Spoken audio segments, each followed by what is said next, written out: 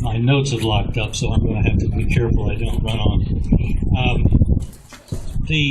Yes, I'm sorry that Piers Morgan's not going to be able to be here with us today.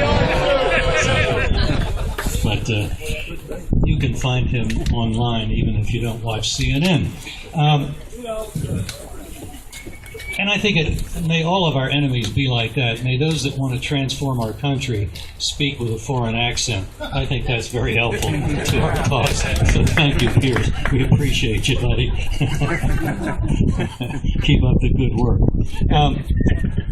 We've just been through quite a legislative battle in Washington, and I wanted to give you a little behind the scenes of how that came about, that something that looked like it was a slam dunk to pass when we turned the corner on Newtown. And then, as time went on, the measure, first of all, they said, well, we're not going to be able to get a gun ban passed, so we'll go for registration. And then we'll go for a background check, which actually was registration. And the length of the debate enabled us to make that argument that what they were doing by making us fill out forms was to put our names on a registration list. They say, well, there's 2 places in federal law where that's illegal. That's true. There are 2 places.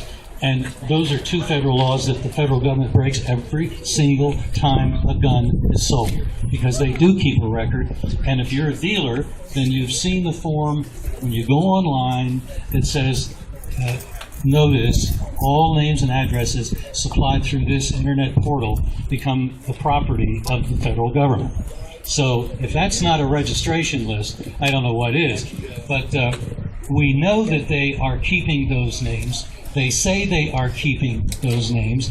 The Justice Department just in your face tells you that. And it has nothing to do with 24 hours or any other length of time. So the federal government that brought us fast and furious and has still not done anything to bring those people to justice thinks they have the moral authority to determine whether one of us schlubs can buy a gun. That really shouldn't even pass the laugh test. That is outrageous that these people who are so unqualified, who should be in jail, are running a system to pry into our personal lives. And of course, it's very effective. It keeps guns out of the hands of criminals. I know everybody here understands that. This is just an enormous bit of illegality. We've got to put a stop to it. One of the things that we can do to go on the offense is something that Representative Stockman has put into the hopper in the House of Representatives. Did it the first hour of the new Congress. H.R. 35 is a measure that would take away, make it legal again to have guns in school zones. Right now, as you all know, and the matter was addressed, it's quite illegal. You get in a lot of trouble if they find that you have a gun in the school zone. Well, that's one way we could save a lot of lives. And we could send a message to the dirtbags that think it's cool to shoot up a lot of people that you may not even get off your first shot. So that's a message that definitely needs to be sent. We're working on that. We would appreciate you, especially if you're I don't know what you can do with New Jersey, but there's probably a few places where, in fact, I know Congressman Garrett, and he's a very fine guy, and he may already be a co-sponsor of this legislation. But over on this side of the river, we should be getting a lot of support. And that's something that's very practical, that can be done, and we would really appreciate that. It was a long fight. We were not initially expecting to win, especially when the so-called watered-down version of the background check was on the table. But then we were able to make the argument that it was registration, and people continued to make those phone calls. I know that on one day here in Pennsylvania, all of the contacts from Pennsylvania to Senator Toomey's office totaled 45,000 contacts. Phone calls, letters, postcards, whatever. they picked up the phone to make an outgoing, it was, "What are you going to do about that blankety blank bill of yours?" You know, so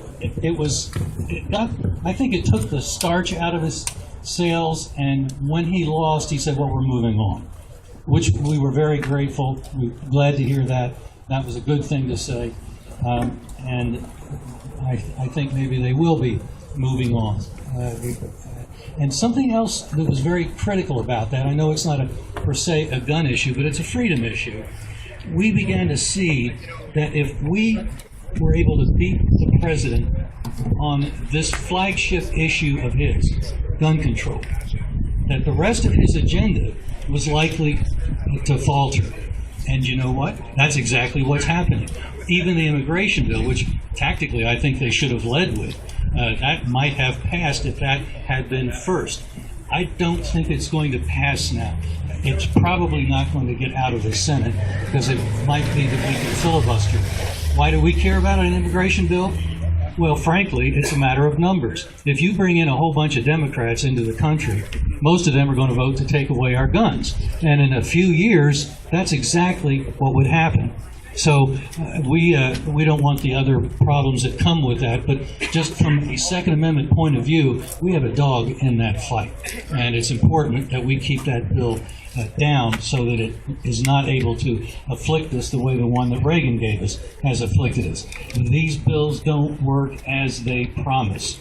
They're making the same promises that Reagan made and that the Democrats made back in that day, and they all turned out to be not true, and we just can't have that happen again.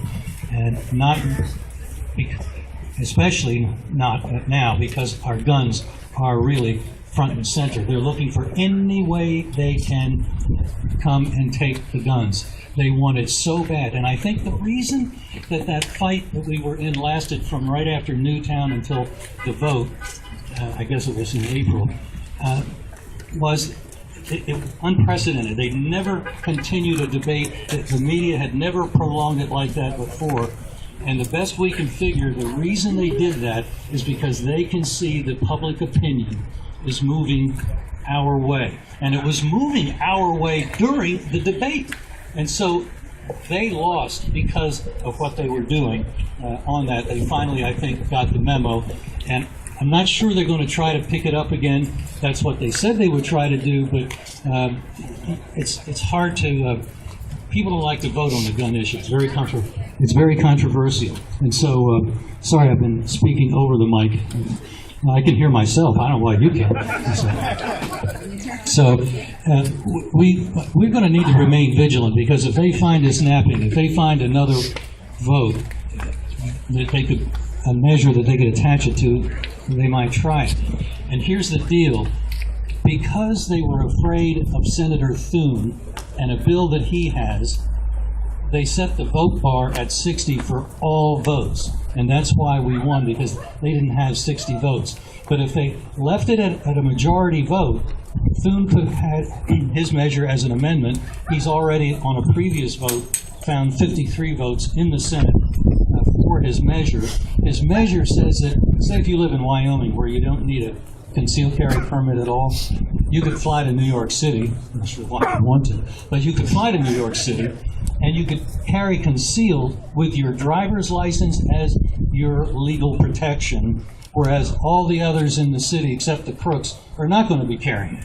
So that is just absolutely pure poison to the liberal mind that wants to control everything. We can't let people walking around big cities like that.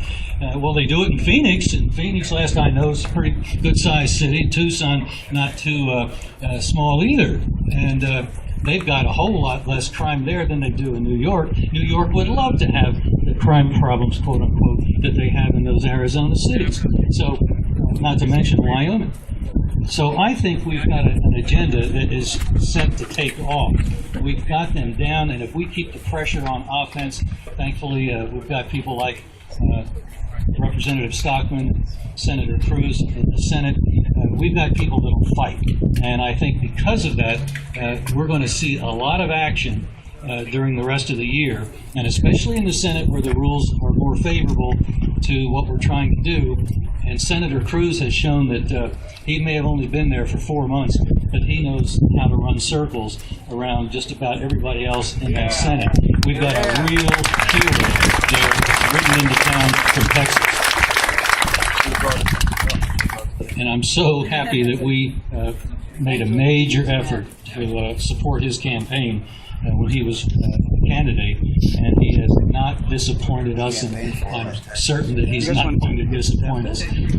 This guy is the real deal. I've got some brochures over here. We'd love to have you join Gun Owners of America if you have not. You can also go online to gunowners.org and get on our email alert list. That's a freebie, and that's how we did a lot of the lobbying to kill the Manchin bill. Oh, your senator, I'm sorry, I shouldn't have. But not for long. Let's hope not. I came here to campaign for him, and I'm sorry I did. It was very disappointing. He really misled. He had been pro-Second Amendment in the House. Something happened when he got into the Senate, and he has flipped. And now we've got to flip him out the next chance that we get. But please join up. We'll stay strong because you folks are the real deal, and you believe in getting things done. Thank you very much.